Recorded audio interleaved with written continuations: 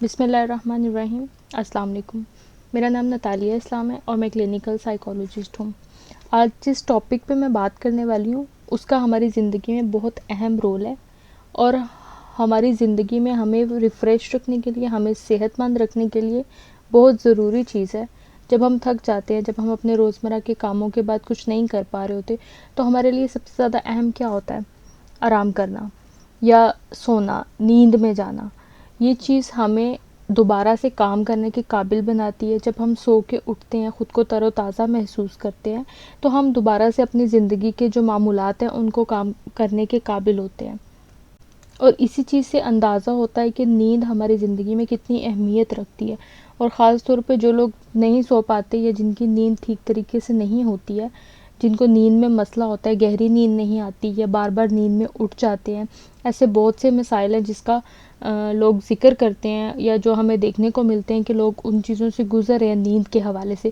وہ ان کی daily routine کو، ان کے روزمرہ کے کاموں کو، ان کی فریشنس کو، تر و تازگی کو، ہر چیز کو متاثر کرتا ہے۔ اس کے ساتھ ساتھ ان کی ذہنی صحت اور جسمانی صحت کو بھی بہت حد تک متاثر کرتا ہے۔ نیند کی وجہ سے ہماری ذہنی صحت بھی خراب ہوتی ہے، ہماری جسمانی صحت بھی خراب ہوتی ہے، اور یہ دونوں بھی آپس میں ایک دوسرے سے لنک کرتے ہیں، کنیکٹڈ ہوتے ہیں، یا ایک دوسرے پہ اثر انداز ہوتے ہیں۔ مطلب کہ اگر ہماری جسمانی صحت خراب ہو رہی ہے نیند کی وجہ سے، تو ہماری ذہنی صحت آٹومیٹکلی خراب ہونا شروع ہو جائے گی۔ صرف نیند کی وجہ سے نہیں، لیکن جو جسمانی مسائل ہو رہے ہیں نیند کی وجہ سے، وہ ہماری ذہنی صحت پہ اثر کریں گے۔ اور اگر نیند کی وجہ سے ہمارا ذہن فریش نہیں ہے، ہم ذہنی طور پر ٹھیک سے کام نہیں کر پا رہے ہیں، ہمارا ذہن ہمیں ڈسٹرب کر رہا ہے، تو پھر ہمارا جسم بھی اس سے افیکٹ ہوگا۔ ہمیں کوئی نہ کوئی جسمانی مسئلہ بھی شروع ہو جائے گا، سر میں درد ہونے لگ جانا، جسم میں درد ہونے لگ جانا۔ یہ سب مسائل جو ہیں وہ نیند کے ساتھ اکثر لوگوں میں دیکھنے میں آتے ہیں۔ نیند کی اہمیت کا اندازہ قدرت کی دن اور رات کی تقسیم سے بھی لگایا جا سکتا ہے۔ جس نے ہمیں بنایا ہے، جس نے یہ سب کچھ بنایا ہے، اس نے دن اور رات کو 2 حصوں میں اسی وجہ سے تقسیم کیا ہے کہ یہ چیزیں ہماری زندگی میں بہت اہمیت رکھتی ہیں۔ انسان کو جب اس نے بنایا ہے تو اس نے اس کی ضروریات کے مطابق ہی دنیا کی ساری جو چیزیں تشکیل دی ہیں، وہ اس انسان کے ضروریات کو دیکھتے ہوئے، یا اس نے جو ضروریات انسان کے اندر پیدا کی ہیں اس کو دیکھتے ہوئے ہی بنایا گیا ہے۔ اسی حساب سے دن جو ہے وہ کام کرنے کے لیے ہے، اور رات جو ہے وہ آرام کرنے کے لیے۔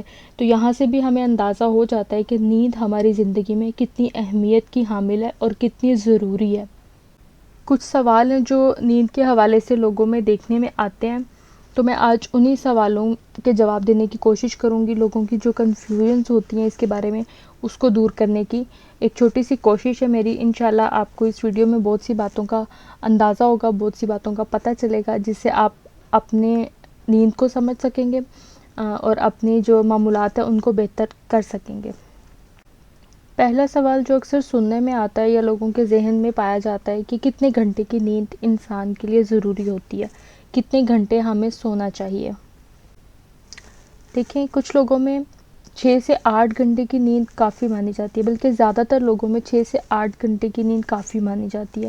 اور وہ لوگ جب 6 سے 8 گھنٹے سونے کے بعد اٹھتے ہیں تو خود کو تر و تازہ محسوس کرتے ہیں۔ لیکن کچھ لوگ ایسے بھی ہوتے ہیں جو 6 گھنٹے سے کم یا 8 گھنٹے سے زیادہ سونے کے بعد ہی خود کو تر و تازہ محسوس کرتے ہیں۔ لیکن اس میں اہم بات یہ کہ ہم سب کا ایک سلیپ ٹائم یا نیند کا دورانیہ ہوتا ہے، جس کے بعد ہی ہمیں خود کو فریش فیل کرتے ہیں، جس کے بعد ہی ہمیں تر و تازگی محسوس ہوتی ہے۔ اور عام طور پر یہ بات ہمیں پتہ ہوتی ہے کہ ہمیں کتنی دیر کی نیند چاہیے، کتنے گھنٹے سونے کے بعد ہم خود کو تر و تازہ محسوس کرتے ہیں۔ آپ 4 گھنٹے کے بعد خود کو تر و تازہ محسوس کرتے ہیں، 5 کے بعد، 6، 7، 8، کتنے گھنٹے کے بعد خود کو تر و تازہ محسوس کرتے ہیں، یہ بات آپ کو پتہ ہوتی ہے۔ اور اگر آپ کو نہیں پتہ تو اب سے آپ اس چیز کو نوٹ کرنا شروع کریں کہ آپ کتنی دیر کے بعد خود کو تر و تازہ محسوس کرتے ہیں، اور وہی جو دورانیہ ہے جس کے بعد آپ خود کو فریش فیل کرتے ہیں، وہی دورانیہ ایک آئیڈیل دورانیہ نیند کے لیے۔ ہر انسان کا نیند کا دورانیہ الگ ہوتا ہے اور وہی اس کے لیے آئیڈیل ہوتا ہے جس کے بعد وہ خود کو فریش فیل کرنا شروع کر دے. کیونکہ نیند کا بیسک جو پرپز ہے، جو مین مقصد ہے، وہ یہی ہے کہ ہمارا جو جسم تھک چکا ہوا ہے، ہمارا دماغ تھک چکا ہوا ہے، وہ دوبارہ سے کام کرنے کے قابل ہو سکے، اس میں جو انرجی لو ہو گئی ہے وہ انرجی واپس آ سکے. اس لیے آپ کسی نمبر کے پیچھے مت جائیں کہ اتنے گھنٹے سونا ضروری ہے یا اتنے گھنٹے سونا ضروری ہے، بلکہ ابھی تک کی زندگی میں جتنا سونے کے بعد آپ خود کو تر و تازہ محسوس کرتے ہیں وہی آپ کے لیے آئیڈیل دورانی ہے. گھنٹوں سے زیادہ اہم ہے کہ آپ کی تازگی کتنی نیند کے بعد ہوتی ہے، آپ کتنی نیند کے بعد تر و تازہ ہوتے ہیں. کچھ لوگ 8 گھنٹے کے بعد ہو جاتے ہیں، کچھ 6 گھنٹے کے بعد ہو جاتے ہیں. اس حساب سے آپ اپنے آپ کو دیکھ لیں کہ آپ کتنے گھنٹے کے بعد ہوتے ہیں اور اس حساب سے اپنی نیند کو ٹائم دیں تاکہ آپ کا جسم اور آپ کا دماغ پراپر طریقے سے کام کر سکے.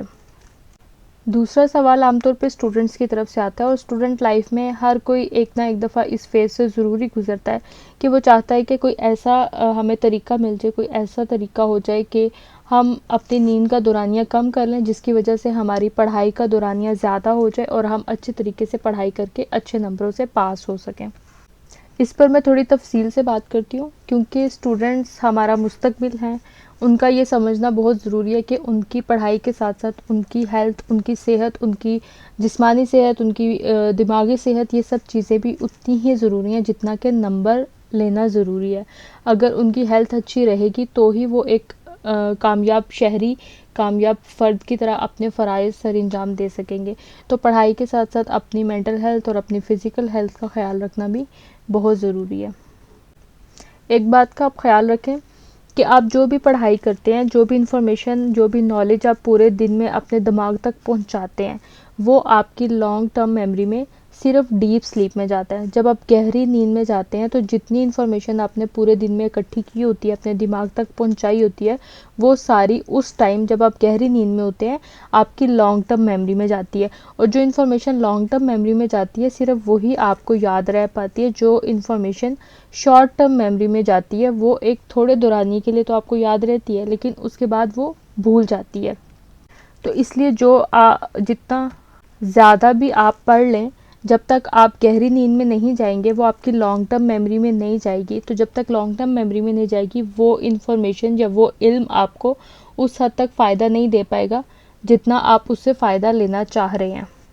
کیونکہ جب آپ سونے کا وقت کم کر دیتے ہیں تو وہ وقت آپ کی جو گہری نیند ہوتی ہے اس میں سے کٹنا شروع ہو جاتا ہے.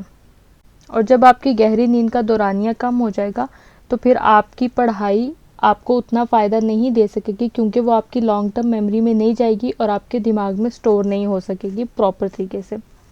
اس لیے میں اسٹوڈنٹس کو یہ مشورہ دینا چاہوں گی کہ وہ اپنی نیند کا دورانیہ کم کرنے کی بجائے اپنی پڑھائی کا ایک شیڈیول سیٹ کریں، اس کے مطابق اپنا کام کریں، وقت پر کام کریں. جو کام کر رہے ہیں اس ٹائم کو پراپر ٹائم دے کے کام کریں. جب آپ پڑھ رہے ہیں اس ٹائم موبائل فون کا استعمال نہ کریں، اس ٹائم کسی اور چیز کے بارے میں نہ سوچیں، بلکہ آپ جو تھوڑا سا ٹائم اپنی پڑھائی کے لیے رکھتے ہیں اس میں آپ پراپر طریقے سے جب آپ پڑھیں گے اور اس کے بعد آپ پراپر طریقے سے اپنی باقی چیزوں کو بھی ٹائم دیں گے تو آپ کی پڑھائی آپ کو بہت زیادہ فائدہ دینا شروع ہو جائے گی. اس سے آپ کی پڑھائی بھی اچھی ہوگی، آپ کی صحت بھی اچھی رہے گی. تو یہ دونوں چیزوں کا جب کمبینیشن آپ کی پرسنالٹی میں آئے گا تو انشاءاللہ آپ کی پرسنالٹی بہت زیادہ بوسٹ کر کے سامنے آئے گی. ہمارے معاشرے میں اکثر لوگوں کو نیند کا مسئلہ رہتا ہے یا کبھی نہ کبھی ان کو یہ مسئلہ ہوتا ہے، لیکن جن کو بھی نیند کا مسئلہ ہوتا ہے ان کا یہ سوال اکثر سننے کو آتا ہے کہ کیا ہمارے ساتھ ہی ایسا ہوتا ہے کہ ہمیں نیند میں اتنا پرابلم ہو رہا ہے، باقی لوگ تو آرام سے سو جاتے ہیں.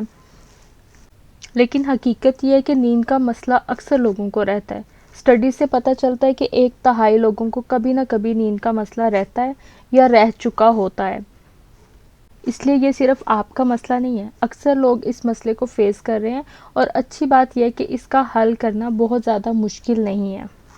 اس کے لیے بس آپ کو کچھ چیزوں کو، کچھ باتوں کو مد نظر رکھنا ہوتا ہے، ان کو فالو کرنا ہوتا ہے، ایک ڈسپلنڈ لائف کو گزارنا ہوتا ہے. انشاءاللہ میں اگلی ویڈیو میں آپ کو نیند کو بہتر بنانے میں یا نیند کو بہتر بنانے میں جو چیزیں مدد کرتی ہیں ان ٹپس کے بارے میں، ان چھوٹی چھوٹی باتوں کے بارے میں آپ کو بتاؤں گی، جس سے جن لوگوں کو نیند کا مسئلہ ہے انشاءاللہ وہ ان کا حل ہو جائے گا اور ان کو بہت زیادہ مدد ملے گی اپنی ڈیلی روٹین کے کاموں کو اچھی طریقے سے کرنے کی. شکریہ. اللہ حافظ.